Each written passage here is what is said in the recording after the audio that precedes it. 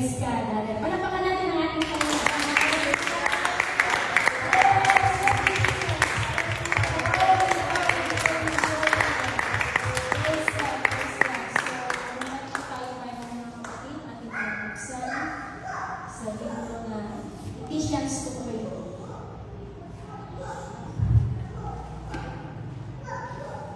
Sabi niya rito, and are built upon the foundation of the apostles and prophets, Jesus Christ Himself being the chief cornerstone. So, aking pong hinihiling, Sister Donna, na siya pong manalangin sa pagpapasa ng salita ng Panginoon. God bless you. Gusto Lord, muli natin palakpakan ang ating Panginoon. Hallelujah, hallelujah.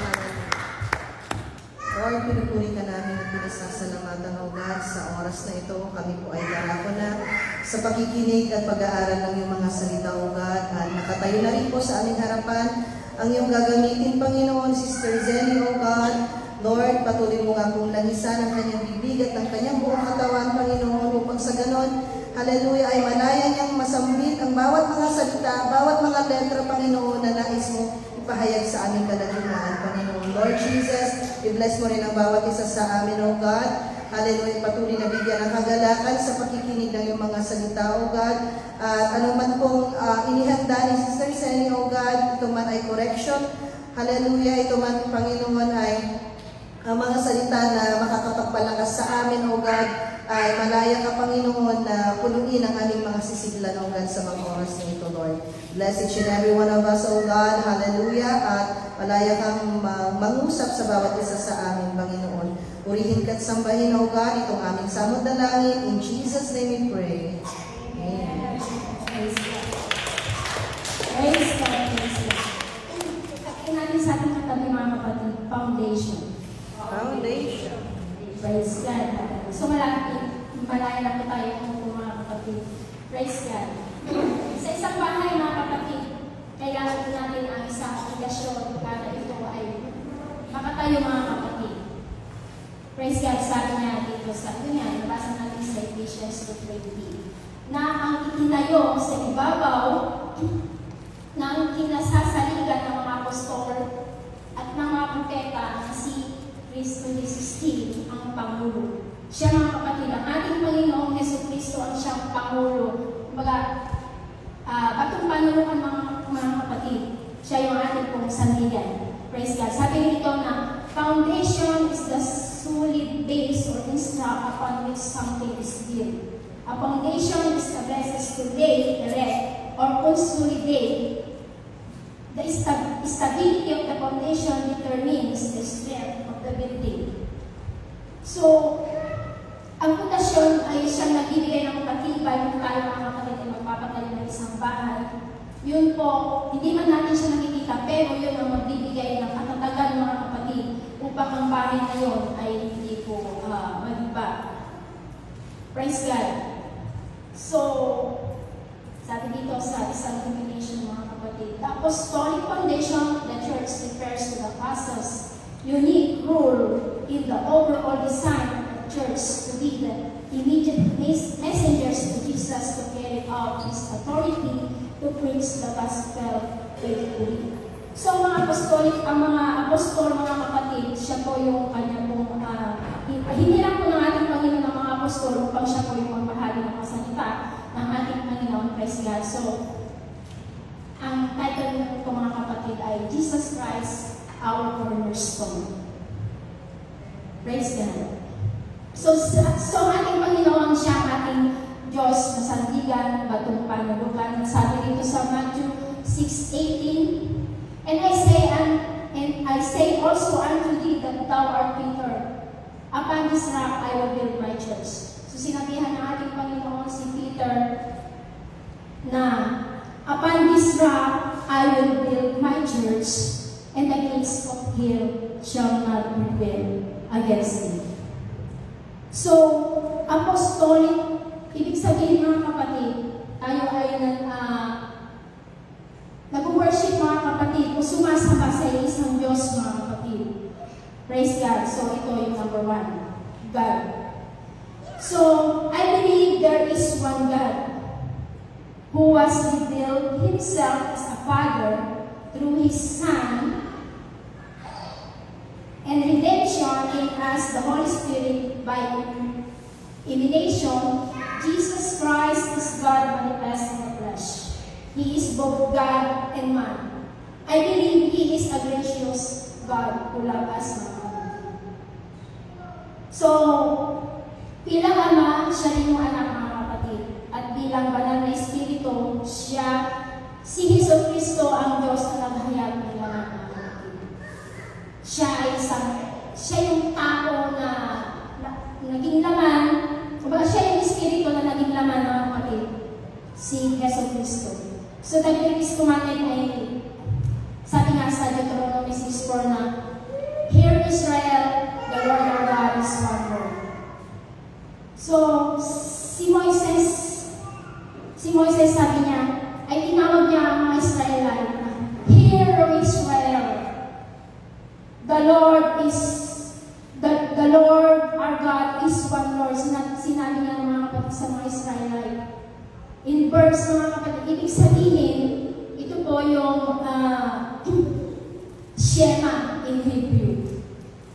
So in Ephesians 4:6-8, there is one body, one spirit, even as you call in one hope of your calling. Praise God. So, isang espiritu ang pagkatawag sa ating mga kapatid. So bilang isang Diyos, iisang Diyos, mga kapatid, nagkakaroon po tayo ng one Lord, one faith, and one baptism. Praise God. So one God, the Father of all, who is above all, and through all, and you all, mga kapatid. So, sa isang Diyos, mga kapatid, magkakaroon tayo ng isang Diyos, isang Ama, praise God, at isang Diyos sa lahat. Praise the Lord. So sabi sa Colossians 2:9, for in Him dwelleth all the fullness of the Godhead bodily. So nananahan, mga kapatid, ang Diyos bilang Espiritu sa katawan ni Hesus Kristo. Praise God. So in 1 Timothy 3:16, and without controversy claims mystery of the godliness, God manifest in the flesh, preach unto the Gentiles, believe on the word, receive up into His glory. So yun nga, mga kapatid, na ang ating Panginoon ay God is Spirit, at siya po ay nagkatawang tao sa pamamagitan ni Jesus Christ. Pangalawa, mga kapatid, the Bible. So ang Biblia, mga kapatid, ito po ang siyang kung tayo nagbabasa, mga kapatid, ng Bible, ito po yung ating pong kalakasan. Praise God.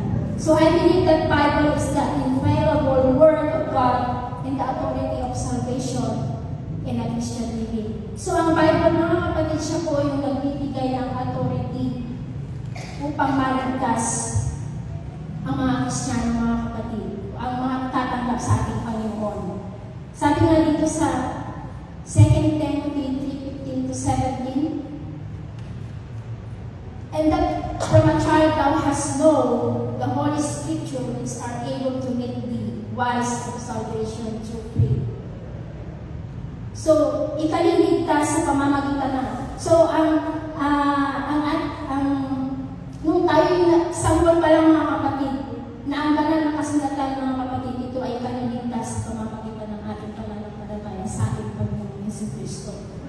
In all, Scripture is given by the inspiration of God and is profitable for doctrine, for reproof, for correction, and instruction in righteousness. So siya rin, mga kapatid, ang siyang magtuturo sa atin upang tayo ay i-correct kung tayo man ay nagkakamali, mga kapatid.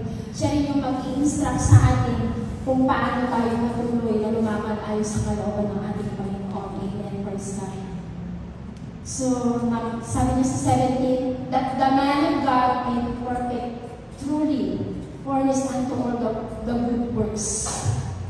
So, ang Diyos ay sakdal, mga kapatid. Siya yung gumagawa ng mabuti.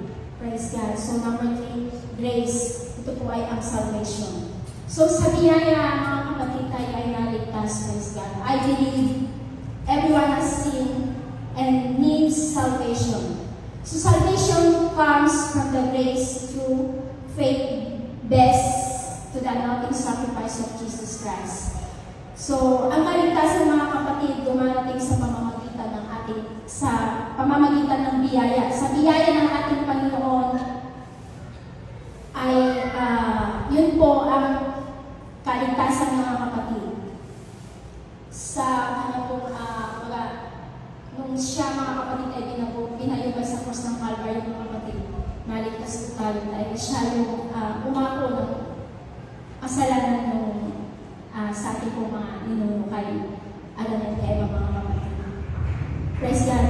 So sabi sa Romans 3:23-25, for all have sinned and come short of the glory of God, being justified freely by His grace through the redemption that is in Christ Jesus, whom God hath set forth to be a propitiation through faith in His blood, to declare His righteousness for the remission of sin that are passed through the forbearance of God.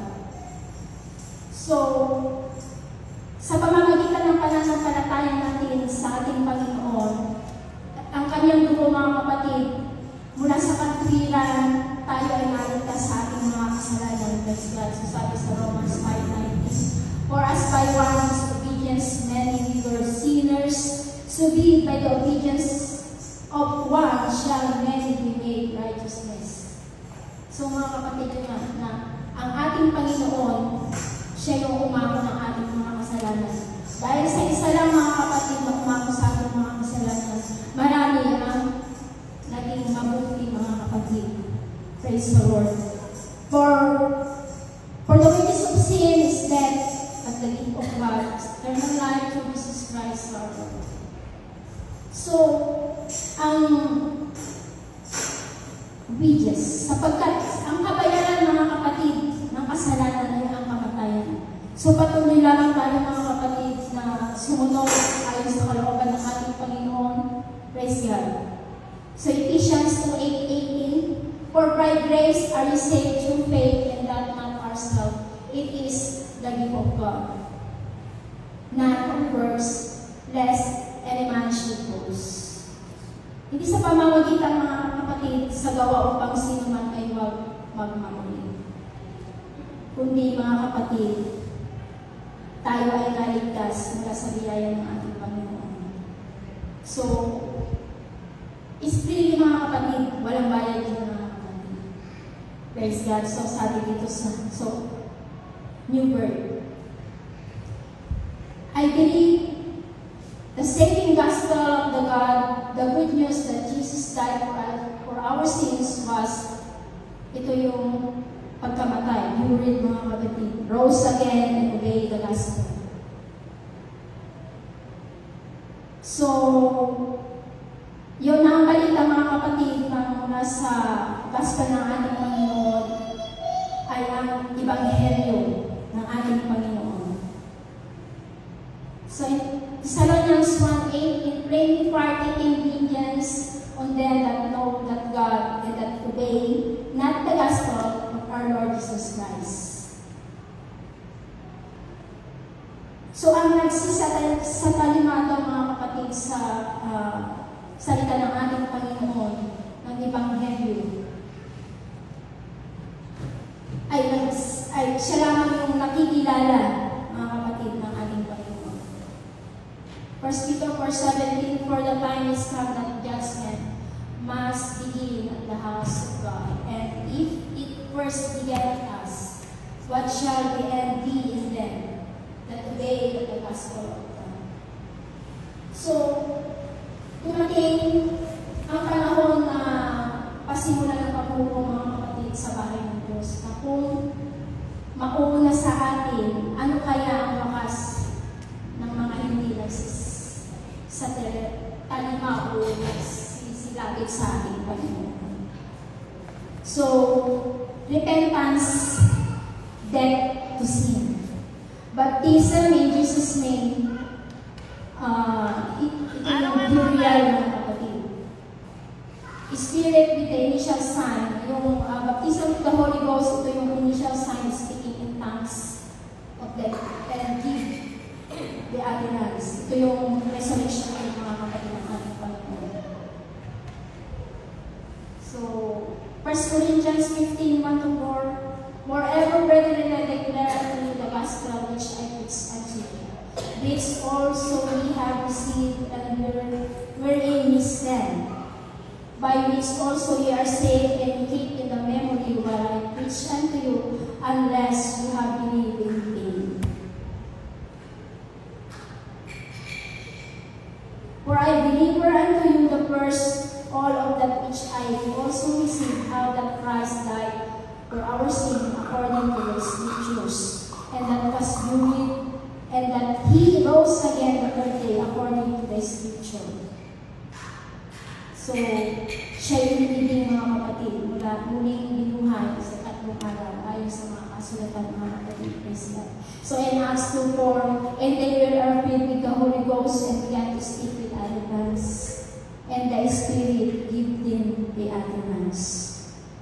So, kapag natanggap natin ang Espiritu ng ating Panginoon, siya po yung tayo po ay magsasalita ng iba't ibang wika. Praise God. In Acts 2:37-39, now when they heard this, they were pricked in their hearts, and said unto Peter and to the rest of the apostles, men and brethren, what shall we do? Then Peter said unto them, repent and be baptized everyone in the name of Jesus Christ for the remission of sin, and ye shall receive the gift of the Holy Ghost. For the promise is unto you and the children and all that are afar off, even as many as the Lord our God shall call. So, mga kapatid, tayo po ay nabaptize na sa ating Panginoon. Alam din natin na na-receive natin ang Holy Spirit. Nanon po yung patuloy na paggabay ng ating Panginoon sa ating mga buhay na tayo bilang sa mga apostol, mga kapatid, sila po yung ginuruan ng ating Panginoon upang ipahayag ang salita ng ating Panginoon. Sa ating kapanahunan din, mga kapatid, tayo rin yung apostolis ng ating Panginoon na kailangan po natin umayo, ipangaral ang salita ng ating Panginoon sa mga hindi pa nakakikilala, mga kapatid. Praise God. So in Romans 6:3-4, wherefore, brethren, look ye up among the 7 men of the hands for Paul of the Holy Ghost and His God, whom we may appoint over the business. So, puspos ng Espiritu ang karunungan na ating mailagay, mga kapatid, sa gawain ng ating Panginoon. Praise God. But we will keep ourselves continually to prayer and ministry of the Word. So, patuloy naman tayo, mga kapatid, na manalangin upang ang gawain ng ating Panginoon ay patuloy na lumago, mga kapatid. Praise God. Hallelujah. Number 5, eternity. I believe Jesus is coming again to catch away His church, and the end will be the final resurrection and the final judgment. The righteous will inherit eternal life, the unrighteous eternal death. I have hope because of His return, mga kapatid. Sabi dito sa 1 Thessalonians 4:16-17, for the Lord Himself shall descend from heaven with a shout, with the voice of the archangel, and with the trump of God, and the dead in Christ shall rise first. Then he which are alive and remain shall go up together with them in the clouds to meet the Lord in the air, and we shall ever with the Lord. Praise God. So, kung darating ng ating Panginoon, mga kapatid, kailangan na nasa ating Espiritu ng ating Panginoon upang sa kanya ng pagbabalik, mga kapatid. Yung pupunin na niya tayo, yung twinkling of an eye, tayo po ay mababago, mga kapatid. At ang unang pupunin ng ating Panginoon ay ang unang kumilala sa ating Panginoon na namatay na. Siya yung unang pupunin ng ating Panginoon na ipupot up niya from the air, mga kapatid. At tayo naman na nabubuhay, mga kapatid, tayo po yung susunod na pupunin ng ating Panginoon. At yun, mga kapatid, tayo ay magbabago. Kumbaga yung ating espiritu mga kapatid, ang siya kukot up sa ating Panginoon mula sa langit, sa hangin, mga kapatid, praise God. Sabi dito sa Revelation 20:11-15, "And I saw a great white throne, and he that sat on it, from whom faced the earth and the heaven flee away, and there was found no place for him." Praise God. "And I saw the dead, small and great, stand for God, and the book were opened, and another book was opened, which is the book of life. Life and the dead were judged out of those which were written in the book according to their works." So yung pangalawang book, mga kapatid, doon po i-judge ng ating Panginoon kung ano yung ating ginawa. Doon, ipapakita ng ating Panginoon, sasabihin niya sa ano ang ginawa mo sa lupa.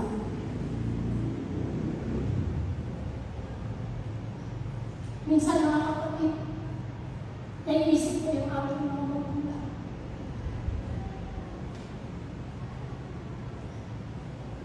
Dahil mga kapatid, tinanggap ko,